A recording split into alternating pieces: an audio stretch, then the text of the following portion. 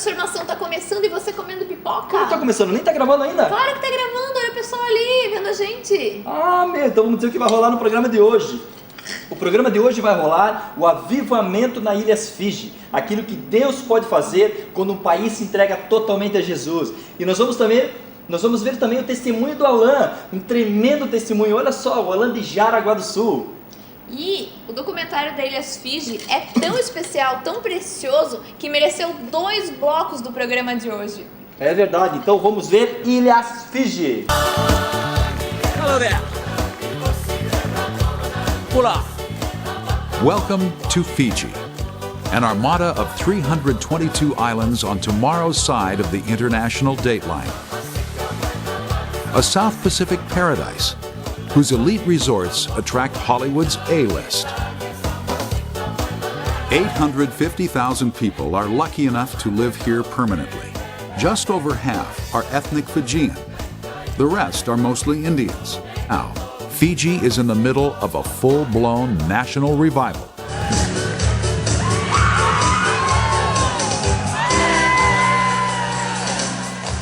Observing Fiji's newfound joy, it is hard to imagine the darkness that gripped the nation just 5 months after the millennial celebrations. This is the side of paradise tourists don't see. From early tribal days, Fijians have been at war with themselves and with others. And in May 2000, trouble flared afresh. His first non-Fijian prime minister gained power. A violent coup broke out. When we had elections, and the Indians won the elections and they got into power, the Fijians did not like it. The government was held hostage at gunpoint for 56 days. Theft and vandalism tore a gaping hole in the nation's infrastructure and psyche. There was violence in the streets. A once robust economy collapsed. Within 7 days, tourism arrivals had dropped to a trickle. Fiji's church had but one place to go: to its knees.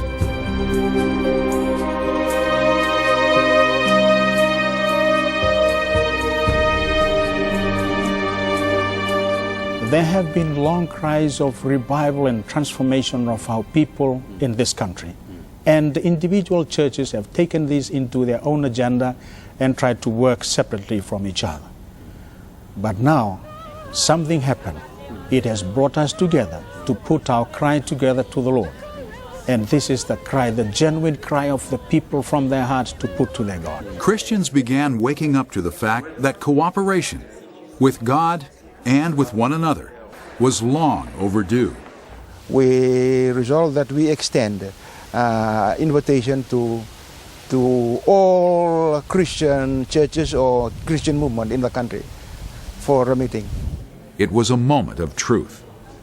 Fijian churches were used to steering their own course. Would they actually respond and come together? It was a very short-noticed meeting. It was given out at about 10 o'clock in the morning, and the meeting was at 2 o'clock.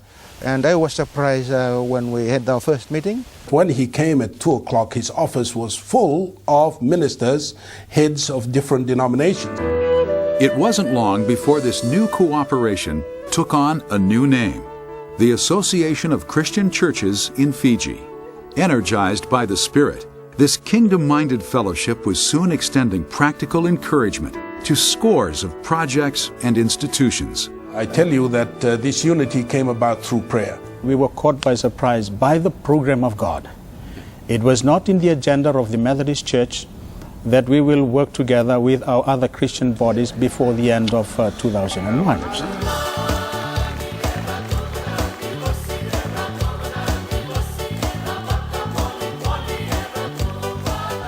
In July 2001, this new unity was put on display as Christians from across the nation assembled for 3 weeks of joint prayer and Bible teaching. At the close of this remarkable gathering, a crowd of nearly 10,000 people assembled in Albert Park to hear from Acting Prime Minister Laisenia Gadase. Being a month away from national elections, he could have used the speech to solicit votes. He didn't. Lord, I entreat you again to save me, to capture my heart and take my hand. I honor you as the King of Kings. As I stood there, the church ministers, I think there were about 3 or 4 of them, their hands on my shoulders, and they prayed for me.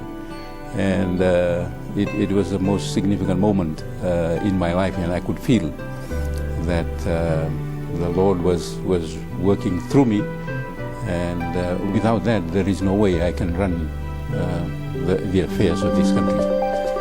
Sensing a spiritual electricity in the air, Christians began to pray for the approaching elections. We start praying for the next government just before the election. We pushed back the power of darkness. I could feel that there was a change happening, and a very positive change. 4 weeks later, Garase's fledgling SDL party won the election. It was a big surprise because it was the newest of parties. We formed the party 3 or 4 months before the general elections. It was the prayers that broke through. It was the power of prayer. Standing quietly behind this godly invasion of government is Fiji's president, Ratu Josefa Iloilo. We have God-fearing leaders in the person of His Excellency the President. He's such a humble man. In a formal statement read before Sentinel Group cameras in December 2001, the president reiterated his belief that God's hand of grace and protection was heavy upon the nation. I believe this is God's time to bring about revival in this country. But in an unscripted moment afterwards, it was evident this grace was being felt in a deeply personal way. Do you have a sense of God's hand and calling upon your life now as you're leading the nation?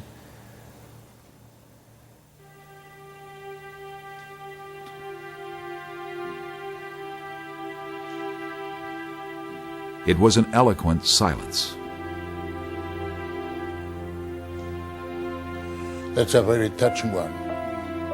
Every morning the president always wake up at about 4:30, putting his full coat, not the pajamas, sitting down in his own bed, having a time of fellowship with God every morning.